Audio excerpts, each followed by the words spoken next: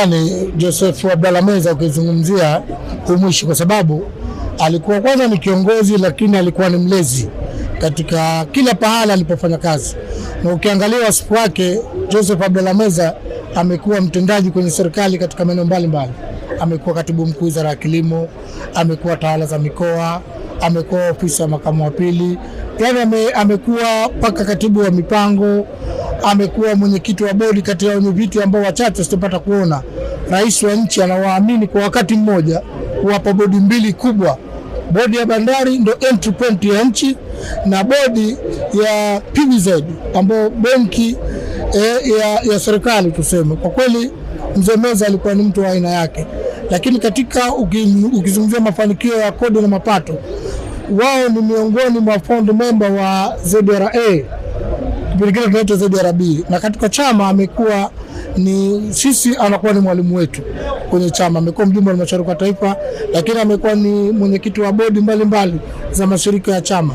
Na kwa kweli leo unapoiona sisi vitengo vyake vingi vimeimarika, vina mchango mkubwa wa Mzee Meza. Mzee Meza hakuwahi kujitofautisha kama yeye ni serikali na chama. Anapokuwa kwenye nafasi yote za kiserikali huwa anatumia kuimarisha chama. Mfano hai ni nyinyi Bahari FM Radio. Sasa hivi mko Bahari Media.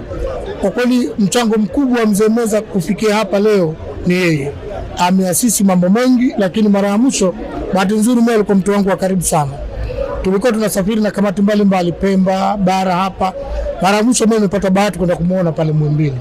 Alichokuwa ananisisitiza kwamba hakikisha mwenezi chama kinabaki kwa imara, hakikisha mwenezi unawalinda viongozi na unailinda serikali.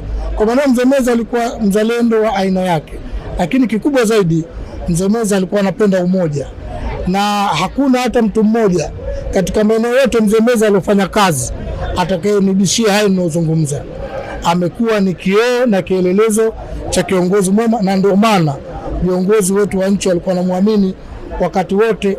Baada ya kustaafu ndani ya utumishi wa umma ameshika nafasi hizo nilizozitaja, na mpaka mauti yanamfika alikuwa ni mjumbe wa halmashauri kuu ya taifa, ndicho kikao cha juu cha Chama cha Mapinduzi chenye kufanya maamuzi. Lakini pia alikuwa ni mwenyekiti wa bodi kubwa.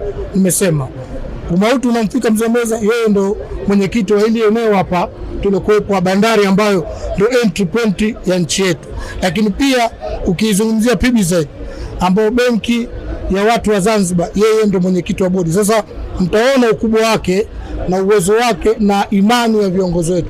Kwa maana leo tumempoteza kiongozi mmoja muhimu sana, na mimi nitabaki kuwa na huzuni sana, kwa sababu kama katibu mwenezi wa nchi hii nasimamia ilani, nasimamia serikali, ilikuwa ni msaada wangu mkubwa sana pale ninapoona mambo hayendi kwenye serikali. Kabla sijawaita viongozi wa serikali kuanzia mawaziri na watendaji wote, nilikuwa napata ushauri kwa Mzee Meza. Kwa maana mimi nimepoteza mtu mmoja muhimu sana katika uongozi, utumishi wangu, lakini katika maisha yangu nilikuwa mtu wangu wa karibu sana.